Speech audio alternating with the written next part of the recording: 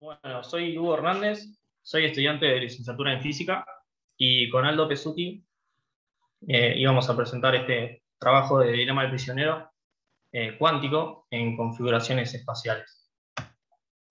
El contenido de la charla, primero voy a explicar un poquito qué es el dilema del prisionero, por si alguno no tiene tan claro. Después vamos a explicar qué es lo que se agrega cuando le agregamos estrategias cuánticas. Luego vamos a ver el método de las simulaciones y por último los resultados. Entonces, arrancando con el dilema del prisionero, es un juego de suma no nula de dos agentes que pueden elegir cooperar o traicionarse. Para lo que nosotros hicimos, el ejemplo que mejor queda para explicar el juego es el de dos fabricantes que compiten en el mercado. Entonces, eligiéndose, pueden elegir cartelizarse, vendiendo el producto a un precio elevado, o pueden elegir la estrategia traicionar, en donde un productor vende más barato en detrimento del otro agente que juega. Entonces, en esta versión, tenemos que si ambos eligen C, ambos obtienen 1 de pago. Si uno elige C y el otro elige D, el primero obtiene 0 y el segundo obtiene B, que es el que traiciona, donde B es un pago mayor a cooperar. Y luego, si ambos eligen D, ambos obtienen 0 de pago. Entonces, algunas características del juego original es que la estrategia dominante del juego es D. Independientemente de lo que elija el otro jugador, elegir D resulta en un pago igual o mejor. Luego, el equilibrio de Nash, entonces, sería traicionar. Pero el problema es que el resultado óptimo se daría si ambos eligen cooperar. El problema es que no es el equilibrio. Entonces, ahora pasamos a la parte cuántica, que se le agrega. Entonces, esto introduce algunas características. Por ejemplo, los resultados probabilísticos de la cuántica, el entrelazamiento que puede haber entre los agentes al jugar, un espectro continuo de estrategias que básicamente es estrategias mixtas, pueden elegir cooperar o traicionar con una cierta probabilidad, y nuevos pares de estrategias no cuánticas que aparecen cuando se agrega entrelazamiento. Entonces, la representación teórica de las estrategias, siguiendo a la referencia de Eiser, se hace con dos qubits. La estrategia cooperar va a ser el qubit 0 y la estrategia traicionar va a ser el qubit 1. Entonces, se puede definir un operador de entrelazamiento. Esto es parecido a lo que había hablado Seba, de operadores, que se aplica al vector estado inicial conjunto de los dos agentes. Este operador es una exponencial y es función del parámetro gamma, que nos va a medir qué tanto están entrelazadas las dos estrategias. Acá en la exponencial aparecen estas sigma x, que son las matrices x de Pauli. Entonces, al aplicar el operador J al estado inicial conjunto, los agentes van a quedar entrelazados. Y la estrategia de cada agente va a depender de dos parámetros. Es una estrategia unitaria que va a depender de phi y de tita, que son básicamente dos ángulos, que eso es, eligiendo los valores de phi y de tita, es que van a cambiar su estrategia entre cooperar y traicionar. Entonces, una vez que se juega el juego, digamos que interactúan dos agentes, por último lo que hacemos es realizar una medición del pago. En este caso lo que usamos es el pago esperado, que lo vamos a obtener simplemente multiplicando. Por ejemplo, para el jugador A va a ser el pago de cooperar multiplicado por este coeficiente, el primer coeficiente, que es la probabilidad de que los dos jugadores hayan elegido cooperar. Y se le suma el otro término, que es el pago de traicionar, multiplicado por la probabilidad de que el jugador A haya elegido traicionar y el jugador B haya elegido cooperar. Entonces ahora pasamos al método de las simulaciones. Lo que hicimos fue tomar 10.000 agentes y ubicarlos en una grilla bidimensional cuadrada de 100% y iterar el juego haciendo que los agentes jueguen con sus vecinos. Entonces, los bordes de la grilla los modelamos como una condición de borde periódica y a cada agente le asignamos una estrategia inicial aleatoria. Esto es lo que vemos en la imagen de abajo, que básicamente cada píxel de la imagen es un agente. Y el color lo que representa es la estrategia inicial que eligió. Lo que vemos en estas imágenes es ruido, básicamente, porque dijimos que habíamos elegido estrategias aleatorias. La imagen de la izquierda representa el ángulo phi elegido, que el ángulo pi, el ángulo θ iba entre 0 y pi, y el ángulo phi iba entre 0 y pi sobre 2. Entonces, luego lo que hacemos es que cada agente juegue con sus 8 vecinos más cercanos y que se fije en el pago que obtuvo conjunto, en el pago de todos los juegos que jugó. Entonces, va a agarrar ese pago conjunto y lo va a comparar con el pago que obtuvo sus vecinos, que obtuvieron. Y para la estrategia, la ronda siguiente, lo que va a hacer es elegir la estrategia del jugador que obtuvo el mayor pago. Eso es lo que vemos en las imágenes de abajo. En la imagen de la izquierda lo que vemos es el ángulo phi de cada agente luego de 3 pasos de tiempo, y en la derecha lo que vemos es el ángulo phi luego de 10 pasos de tiempo. Entonces lo que vemos es que es cómo las estrategias que van dominando, que van obteniendo mejores pagos, se van expandiendo. Bien. Entonces lo que hicimos fue iterar el juego 1000 veces hasta que llegara al equilibrio, que básicamente la condición de equilibrio es que todos los jugadores obtengan el mismo pago o pagos muy similares. Entonces, ahí es cuando eligen dejar de cambiar de estrategia. Y ahí se logra el equilibrio, que puede ser dinámico o puede ser estático el equilibrio. En este caso, en estas imágenes lo que vemos es el equilibrio que obtuvimos para b igual a 1,63 y gamma igual a 0,02. Ese gamma es básicamente, es muy bajo, es prácticamente un juego clásico. Entonces, en este caso, para esos valores de los parámetros, lo que obtenemos son básicamente dos estrategias que sobreviven, fundamentalmente la mayoría son eso, donde una es más ramificada y la otra se queda con los espacios internos. Entonces vemos que para estos valores de gamma, de entrelazamiento, pueden sobrevivir varias estrategias.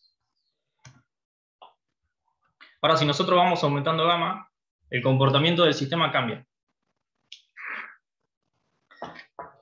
Para un valor de gamma lo suficientemente alto, lo que pasa es que en el equilibrio el sistema tiende a un estado muy homogéneo. Y ese estado, esa estrategia final de equilibrio, es prácticamente independiente de B. Es siempre la misma estrategia de convergencia. ¿Sí? Ahí en las imágenes podemos ver cómo son los estados finales y que se ve que son muy homogéneos. Entonces quisimos estudiar este cambio de comportamiento y lo que hicimos fue calcular las estrategias de equilibrio para muchos valores de gamma y para varios valores de B. Lo que hicimos fue, en la imagen de abajo de la izquierda, tenemos el valor promedio del θ de equilibrio en función de gamma para varios valores de B. Y lo que podemos ver es que el valor de θ de equilibrio depende fuertemente de B para gamas bajos, mientras que para gamas muy altos va convergiendo a cero. Y en la imagen de la derecha lo que tenemos es la desviación estándar, que en general baja con gamma y llega a un punto donde hay un cambio en el comportamiento del sistema que la desviación estándar se hace prácticamente cero, lo cual indica un estado muy homogéneo. Para phi pasa algo muy parecido, que es que también se converge a una misma estrategia, pero phi tiende a pi sobre 2. Y lo mismo pasa con la desviación estándar, tiende a 0. Entonces, la estrategia conjunta a la que siempre se llega es θ igual a 0, phi igual a pi sobre 2. Entonces, para estudiar este cambio de comportamiento un poco más, lo que hicimos fue calcular la entropía del sistema en el equilibrio. Para caracterizar eso, lo que hicimos fue calcular la entropía usando un método un algoritmo LZMA, que es un método para comprimir archivos. Siguiendo la referencia, la entropía está relacionada con el grado de compresibilidad de un archivo. Entonces, haciendo un análisis del tamaño de los datos, eh, pudimos estimar el valor de la entropía. Y lo que hicimos fue calcularlo para b igual a 1,99 y variando el entrelazamiento entre 0 y 1. Entonces, lo que nos quedó fueron dos series, una curva para la entropía de tita y una curva para la entropía de phi, donde vemos que hay dos regímenes. Un primer régimen donde la entropía es prácticamente constante y luego cae rápidamente y se bifurcan dos valores. Este comportamiento nos pareció que era similar a una transición de fase, y lo que pasa es que esta entropía del primer régimen nos indica que hay en el equilibrio una cierta convivencia o supervivencia de varias estrategias distintas. Mientras que luego de lo que llamamos gamma crítico, que es donde cambia el comportamiento, tenemos que pueden pasar dos cosas. O que sobreviva una sola estrategia y sea completamente dominante, en ese caso la entropía es 0, o sobreviven varias estrategias que son muy parecidas y eso hace que la entropía de distinta sea 0. En ese sentido es que la curva se bifurca. Esta es la curva de entropía para phi, y básicamente vemos el mismo comportamiento, y acá capaz que se nota mejor que este mapa es totalmente homogéneo, y este segundo mapa tiene un azul más claro y un par de líneas. Bien, entonces como conclusiones, lo que hicimos fue estudiar el dilema del prisionero cuántico con entrelazamiento en una grilla, y pusimos énfasis en lo que serían los efectos que tiene la espacialidad en el juego. Lo que observamos fue un cambio de comportamiento, fundamentalmente con gamma, y la estrategia de la emergencia de una estrategia dominante Q. A diferencia de la versión clásica, se pudo obtener emergencia de cooperación para cualquier valor de B. Y por último, para caracterizar este cambio de comportamiento, utilizamos un método LZMA para calcular la entropía. Así que eso es todo. Muchas gracias. Muchas gracias, Hugo. Breve. Por ahí me gustaría, perdón, después ya abrimos el espacio para las preguntas, pero me gustaría llevarlo a los valores, a los pagos que obtienen los jugadores de este resultado. Sí. Obviamente, cuando terminás de converger a una estrategia dominante, es una estrategia cuántica dominante, pero no necesariamente ¿qué características tiene esa estrategia? ¿Qué probabilidad tiene de que los jugadores terminen cooperando en esa estrategia dominante a la que llegás? Claro, pasa que al ser una estrategia cuántica que tiene dos parámetros, no hay una relación lineal entre qué tan cerca está de cooperar o de traicionar. No es exactamente una estrategia mixta en donde tiene tal probabilidad de una cosa y tal probabilidad de la otra. Entonces, esta estrategia solamente aparece como una solución cuando hay entrelazamiento entre dos agentes. Sí. Pero el punto es, vos tenés el entrelazamiento y como mostraste una diapositiva más adelante, cuando hacen las mediciones, hay una probabilidad de que ambos hayan elegido cooperar o que ambos hayan elegido traicionar.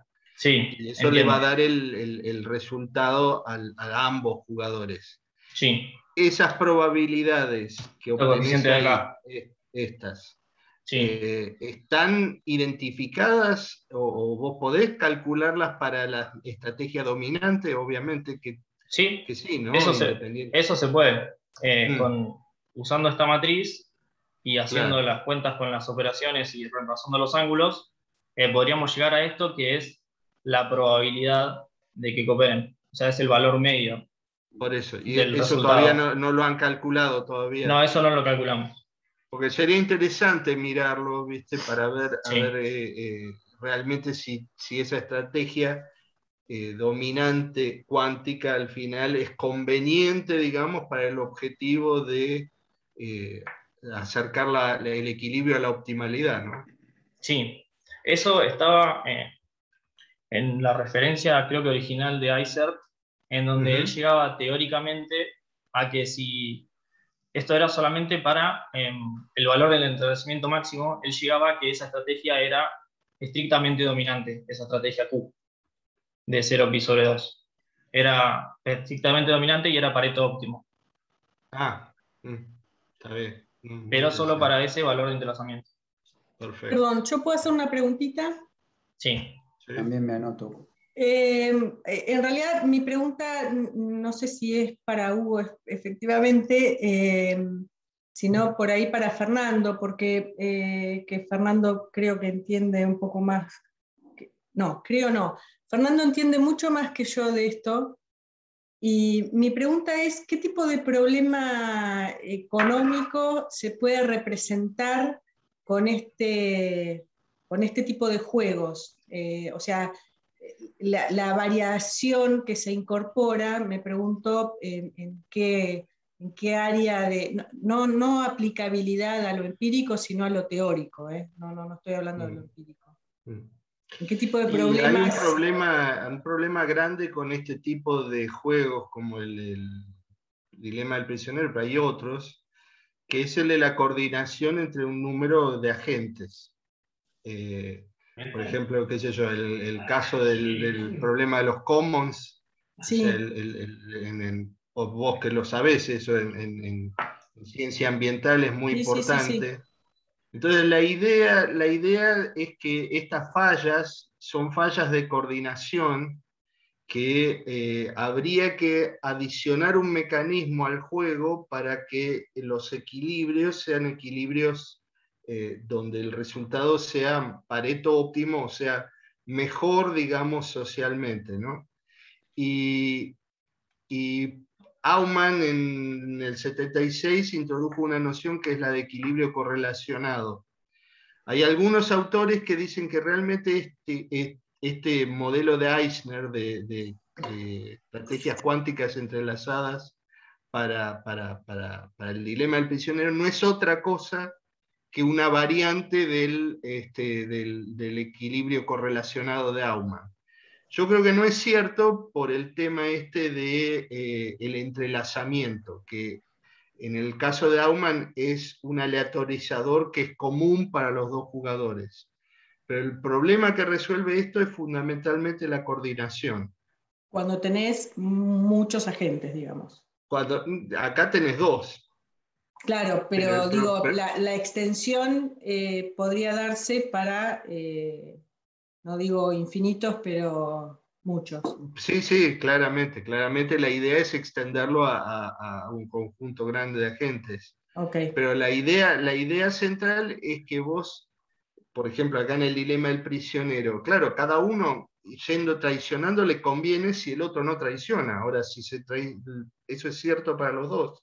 Entonces, al traicionar se obtienen un resultado peor. El concepto del dilema del prisionero y todo eso sí lo tengo claro. Lo que no entendía era este tipo de formulación cuántica, cómo contribuía al problema. Claro. No, para mí es una gran idea, pero por ejemplo en el mundo real no es tan fácil de implementar. Por lo que Hugo, corregime, pero me da la impresión de que mantener el entrelazamiento en tiempo y espacio es muy costoso o muy difícil o prácticamente imposible en muchos casos, ¿no? Bueno, por ahí Ostrom tiene algo para decir. Sí, Rubén. Tengo varias preguntitas. Yo de física cuántica no sé prácticamente nada, pero en cierto modo, retomando lo de Silvia, ¿qué quiere decir entrelazamiento? Lo he escuchado, bueno, entrelazamiento entre partículas, etcétera, pero esto es un juego entre agentes, ¿ok? ¿En qué agente se operacionaliza esto como para decir que están entrelazados? ¿Qué quiere decir entrelazamiento cuántico entre dos personas o entre dos tomadores de decisiones? Me gustaría que ampliaras un poquito eso. Después, vos yo cuando vi este juego, vos haces referencia a una versión clásica que creo que hace referencia a un paper que yo conozco. Cuando lo vi dije, este es el juego de Nowak y May, digamos, ¿no? Del año 93, que es una de las primeras versiones de Dilema de prisionero espacial, porque es la misma lógica, ¿no? Juega contra el neighborhood de 8 vecinos, toma como estrategia la estrategia de mayor valor acumulado, etc. Ahora ellos ahí, lo que obtienen, ellos hacen un barrido tienen menos parámetros que este juego, obviamente, los parámetros básicamente son los payoffs, y entonces en función de uno de los payoffs, un beta ahí, ellos lo van variando y encuentran que dentro de cierto rango ahí empiezan a aparecer estructuras fractales, etcétera, mientras que fuera de ese rango es toda caótica la dinámica.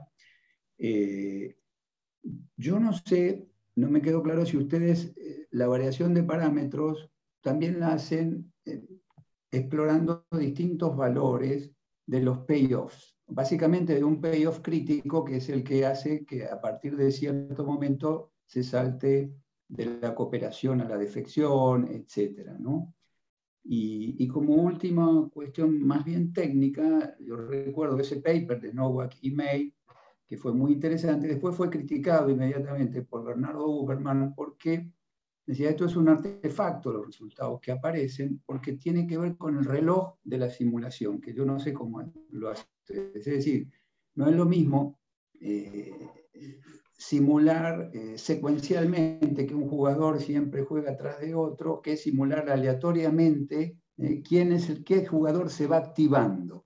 La temporalidad de la activación de los jugadores que juegan en la computadora, de acuerdo a cómo sea, da lugar a los resultados de Nowak y May o no, da cualquier otra cosa. Entonces son estas tres cositas. Iba a ponerlo en colegio privado o así, yo entendí algo así, pero no sé qué quería decir con eso. Gabriel, muteate. Hugo, digamos, tenemos un minuto y son muchas preguntas.